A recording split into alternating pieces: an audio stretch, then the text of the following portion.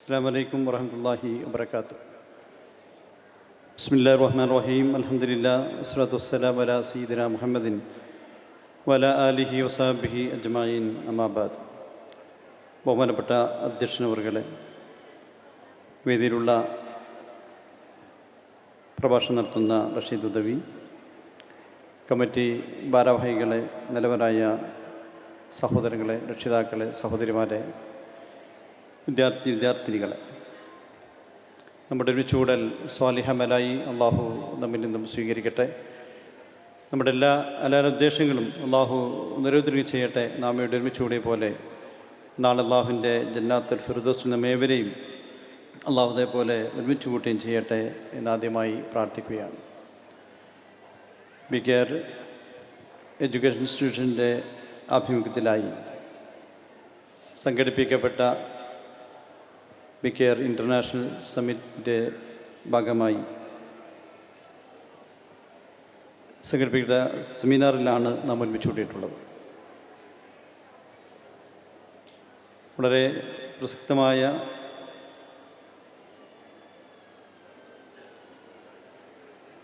പ്രമേയമാണ് ഈ സമ്മിറ്റിൽ, ഈ കോൺഫറൻസിൽ നിന്ന് ചർച്ച ചെയ്യപ്പെടുന്നത്. അള്ളാഹു നമ്മുടെ എല്ലാ കാര്യങ്ങളും അള്ളാഹു റാഹത്തിലാക്കി തരട്ടെ എന്ന് പ്രാർത്ഥിക്കുകയാണ്. ബി കെയർ എഡ്യൂക്കേഷൻ ഇൻസ്റ്റിറ്റ്യൂട്ടിൽ വിദ്യാഭ്യാസ രംഗത്ത് സ്ത്രീ സമൂഹത്തിൻ്റെ ഉന്നമനത്തിന് വേണ്ടി മതവിദ്യാഭ്യാസം, ഭൗതിക വിദ്യാഭ്യാസം നൽകി അവരെ ഉയർത്തിക്കൊണ്ടുവന്ന് വളരെ ധാർമ്മിക ബോധമുള്ള ഉത്തമ കുടുംബിനികളാക്കി മാറ്റുന്ന സംവിധാനമാണ് ബി കെയർ ഇൻസ്റ്റിറ്റ്യൂട്ട് ഇവിടെ സംവിധാനിച്ചിട്ടുള്ളത്. ഇന്നത്തെ കാലഘട്ടത്തിൽ എന്തുകൊണ്ടും അനിവാര്യമായിട്ടുള്ള സ്ഥാപനമാണ്, വിദ്യാഭ്യാസ പദ്ധതികളാണ് ബി കെയർ ഇൻ്റർനാഷണൽ എഡ്യൂക്കേഷൻ സ്ഥാപനത്തിലൂടെ സമൂഹത്തിന് നൽകുന്നത്. സമസ്ത കേരള ഇസ്ലാം മത വിദ്യാഭ്യാസ ബോർഡിൻ്റെ കീഴിലുള്ള ഫാദില കോഴ്സും അതുപോലെ തന്നെ ഹിഫ്ദ് കോളേജും ഒക്കെ ആയിക്കൊണ്ട് മറ്റ് പല ഭൗതിക സമന്വയ വിദ്യാഭ്യാസ സ്ഥാപനങ്ങളിലൂടെ ഇന്ന് കേരളത്തിൽ അറിയപ്പെടുന്ന ഒരു വിദ്യാഭ്യാസ സമുച്ചയമായി ബി കെയർ എഡ്യൂക്കേഷൻ ഇൻസ്റ്റിറ്റ്യൂട്ട് മാറിക്കഴിഞ്ഞു എന്നുള്ളത് വളരെ സന്തോഷം നൽകുന്ന ഒന്നാണ്. ഇതിൻ്റെ ഭാഗമായി ഇങ്ങനെയുള്ള അന്താരാഷ്ട്ര നിലവാരത്തിലേക്ക് ഉയരുന്ന തരത്തിലുള്ള സമ്മിറ്റും മറ്റ് സംവിധാനങ്ങളും പഠന ക്ലാസ്സുകളൊക്കെ തന്നെ നടക്കുന്നു എന്നുള്ളതും ഏറ്റവും വലിയ അനുഗ്രഹമാണ്. ഈ സംഗമത്തിൽ പങ്കെടുക്കാനും നിങ്ങളോട് കൂടെ വേദി പങ്കിടാൻ സാധിച്ചതിൽ വളരെയധികം സന്തോഷമുണ്ട്. അല്ലാഹു അനുഗ്രഹിക്കുമാറാവട്ടെ. ഇന്ന് ചർച്ച ചെയ്യപ്പെടുന്ന വിഷയം സോഷ്യൽ മീഡിയയുടെ ഇൻഫ്ലുവൻസ് കുടുംബത്തിലും വിദ്യാർത്ഥികൾക്കിടയിലും സമൂഹത്തിലുമൊക്കെ തന്നെ എങ്ങനെ അത് എങ്ങനെ ബാധിക്കുന്നു എന്നതിനെക്കുറിച്ചുള്ള ചർച്ചയാണ് ഈ ഇൻ്റർനാഷണൽ സമ്മിറ്റിലൂടെ ചർച്ച ചെയ്യപ്പെടുന്നത്. നമുക്കറിയാം, ഇന്നത്തെ കാലഘട്ടത്തിൽ സോഷ്യൽ മീഡിയയുടെ കാലഘട്ടമാണ്. ഒഴിച്ചുകൂടാനാവാത്ത മേഖലയായി സോഷ്യൽ മീഡിയ വളർന്നു കഴിഞ്ഞിട്ടുണ്ട് എന്നുള്ളത് ഏവരും അംഗീകരിക്കുന്നൊരു വസ്തുത കൂടിയാണ്. അതിൻ്റെ നന്മയുടെ വശങ്ങളും തിന്മയുടെ വശങ്ങളുമൊക്കെ ഉള്ള ഒരു സംവിധാനമാണ് സോഷ്യൽ മീഡിയ എന്നുള്ളത്. അതുകൊണ്ട് തന്നെ ഇത് ഉപയോഗിക്കുന്ന രീതിയിലാണ് അതിൻ്റെ നന്മയും തിന്മയും ഒക്കെ തന്നെ നമുക്ക് മനസ്സിലാക്കാൻ സാധിക്കുന്നത്. സോഷ്യൽ മീഡിയയിലൂടെ നിരവധി നന്മകൾ നമുക്ക് ഉൾക്കൊള്ളാൻ കഴിയുന്നു. നിരവധി അറിവുകൾ പകരാനും ഒക്കെ തന്നെ സോഷ്യൽ മീഡിയയിലൂടെ സാധ്യമാകുന്നു. അതുപോലെ തന്നെ സോഷ്യൽ മീഡിയയിലൂടെ മറ്റു ആളുകളുമായി, നമ്മുടെ ബന്ധപ്പെട്ട ആളുകളുമായി, കുടുംബാംഗങ്ങളുമായൊക്കെ തന്നെ ബന്ധം പുലർത്താനും കൂടുതൽ ഇടപഴകാനും ഒക്കെ തന്നെ സാധിക്കുന്നു. അതുപോലെ തന്നെ നിരവധി ദീനീ വിജ്ഞാനങ്ങളും മറ്റുമെല്ലാം നന്മയുടെ സന്ദേശങ്ങളൊക്കെ തന്നെ ഉൾക്കൊള്ളാൻ കഴിയുന്ന ഒന്നാണ് സോഷ്യൽ മീഡിയ എന്നുള്ളത്. അതോടൊപ്പം തന്നെ അതിൻ്റെ തിന്മയുടെ വശങ്ങളും വലിയതാണ്. നമുക്കറിയാം, ഈ സോഷ്യൽ മീഡിയയിൽ അഡിക്റ്റ് ആകുന്നത് തന്നെ വലിയൊരു നാശമാണ് സമൂഹത്തിനുണ്ടായിക്കൊണ്ടിരിക്കുന്നത്. അതിൻ്റെയൊക്കെ തന്നെ അപജയങ്ങളിലൂടെ പലവിധത്തിലുള്ള കുറ്റകൃത്യങ്ങളും ആത്മഹത്യകളും ഒളിച്ചോട്ടങ്ങളൊക്കെ തന്നെ വർദ്ധിക്കുന്നു എന്നുള്ളതും യാഥാർത്ഥ്യമാണ്. സോഷ്യൽ മീഡിയയുടെ വിദ്യാർത്ഥികൾക്കിടയിൽ അതിൻ്റെ അമിതമായ സ്വാധീനങ്ങൾ അത് പലപ്പോഴും അത് ഉപേക്ഷിക്കാൻ വേണ്ടി, അതിൽ മാറി നിൽക്കാൻ വേണ്ടി വിദ്യാർത്ഥികളോട് ആവശ്യപ്പെടുമ്പോൾ പലപ്പോഴും അത് സാധ്യമാകാത്ത രീതിയിൽ അവർക്ക് കൗൺസിൽ നൽകേണ്ട രീതിയിലേക്ക് മാറിക്കൊണ്ടിരിക്കുന്ന കാലഘട്ടമാണ്. പലപ്പോഴും വിദ്യാർത്ഥികൾ പോലും ആത്മഹത്യയിലേക്ക് നീങ്ങുന്നു എന്നുള്ളതാണ് അതിൻ്റെയൊക്കെ തന്നെ കാരണമായി കാണുന്നത്. അതുപോലെ തന്നെ നമുക്കറിയാം, അധാർമിക പ്രവണതകൾക്ക് അത് വലിയ സ്വാധീനം ഉണ്ടാക്കുന്നു എന്നുള്ളതാണ്.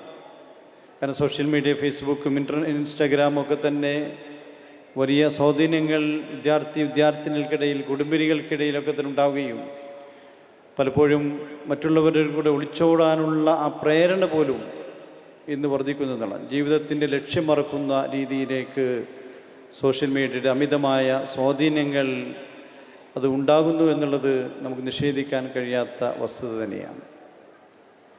അതുപോലെ തന്നെ പരസ്പരം നേരിട്ട് വീടുകളിൽ തന്നെ ഇരിക്കുമ്പോൾ പരസ്പരം സംസാരിക്കുന്നതിൽ കുടുംബാംഗങ്ങൾക്കിടയിൽ തന്നെ അകലം വർദ്ധിക്കുന്നു എന്നതാണ്. കാരണം സമയങ്ങൾ സോഷ്യൽ മീഡിയയ്ക്ക് വേണ്ടി വാട്സപ്പിനും ഫേസ്ബുക്കിനും ഒക്കെ തന്നെ ചെലവഴിച്ചുകൊണ്ട് സമയങ്ങൾ ചെലവഴിക്കുന്നതിലൂടെ കുടുംബങ്ങൾക്കിടയിൽ പോലും വേണ്ട രീതിയിലുള്ള സംസാരങ്ങളോ അല്ലെങ്കിൽ സ്നേഹമോ ഉണ്ടാക്കാൻ കഴിയാതെ അകൽച്ചയിലേക്ക് അത് കാരണമായി തീരുന്നു എന്നുള്ളത്, അതുപോലെ തന്നെ സംശയങ്ങൾക്കും അത് കാരണമായി തീരുകയാണ്.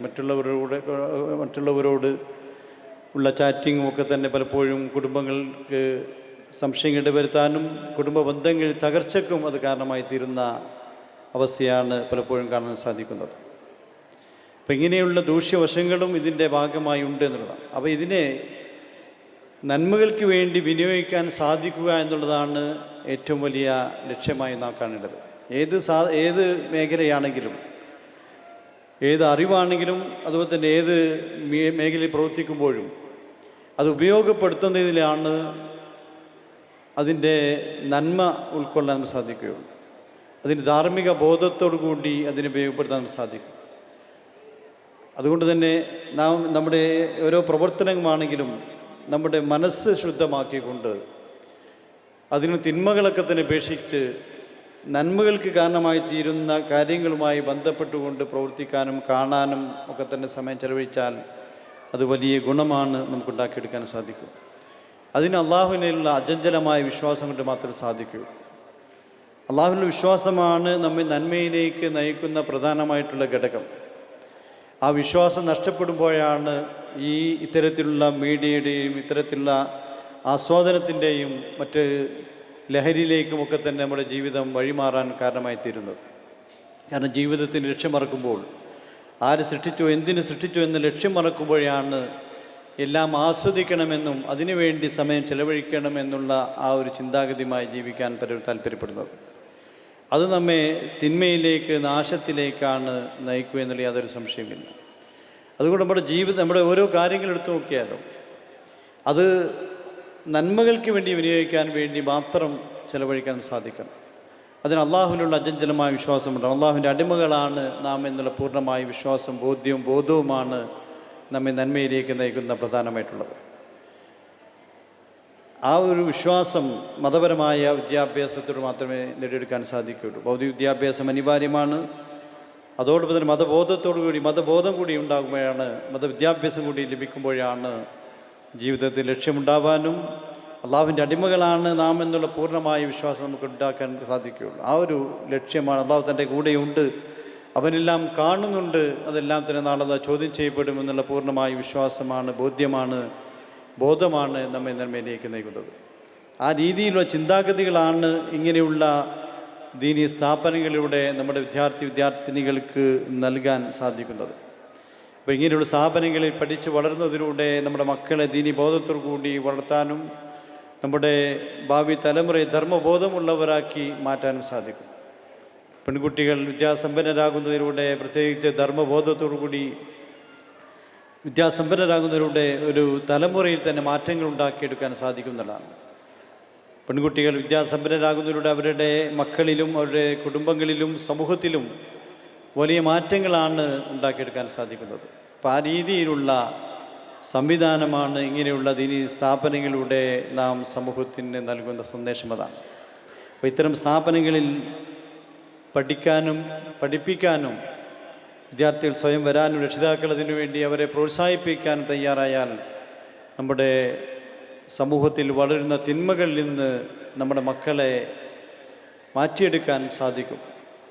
ഇന്ന് പലപ്പോഴും നമുക്കറിയാം, ലഹരിയിലേക്ക്, ലൈംഗികതയിലേക്ക്, അരാജകത്വങ്ങളിലേക്ക് നയിക്കുന്നതിന് കാരണം സോഷ്യൽ മീഡിയയുടെ അമിതമായ ഉപയോഗങ്ങളും കൂട്ടുകെട്ടുകളും സാഹചര്യങ്ങളൊക്കെയാണ്. MDMA പോലെയുള്ള മാരകമായ ലഹരി വസ്തുക്കൾ ഉപയോഗിക്കുന്ന ഒരു കൂട്ടത്തിൽ ആൺകുട്ടികൾ മാത്രമല്ല പെൺകുട്ടികൾ പോലും ഉണ്ട് എന്നുള്ളത് വലിയ പ്രയാസപ്പെടുത്തുന്ന കാര്യങ്ങളാണ്. അതുപോലെ തന്നെ മക്കളാൽ കൊല ചെയ്യപ്പെടുന്ന മാതാപിതാക്കൾ ജീവിക്കുന്ന കാലഘട്ടമാണ് ഇന്നത്തെ കാലഘട്ടം. അത്തരത്തിൽ വാർത്തകൾ മറ്റ് യൂറോപ്യൻ രാജ്യങ്ങളിലോ അമേരിക്കയിലോ ആയിരുന്നു ആദ്യം കേട്ടിരുന്നെങ്കിൽ ഇന്ന് നമ്മുടെ കേരളക്കരയിൽ പോലും അത് വളരുന്നു എന്നുള്ളതാണ്. അതുപോലെ തന്നെ വിദ്യാർത്ഥി സമൂഹത്തിനിടയിലും ധർമ്മബോധം നഷ്ടപ്പെടുന്നു. സഹപാഠിയെ കൊല ചെയ്യുന്നതിന് പോലും മടിയില്ലാത്ത രീതിയിൽ വിദ്യാർത്ഥികൾക്കിടയിൽ അക്രമവാസനകൾ വളരുന്ന കാലഘട്ടമാണ്. അപ്പോൾ ഇത്തരം തിന്മകൾ ഇന്ന് വർദ്ധിക്കാതിരിക്കണമെങ്കിൽ നന്മയുടെ സന്ദേശങ്ങൾ സമൂഹത്തിന് നൽകണം. ധർമ്മബോധമുള്ള വിദ്യാർത്ഥിനികളായി നമ്മുടെ മക്കളെ വളർത്താൻ നമുക്ക് കഴിയണം.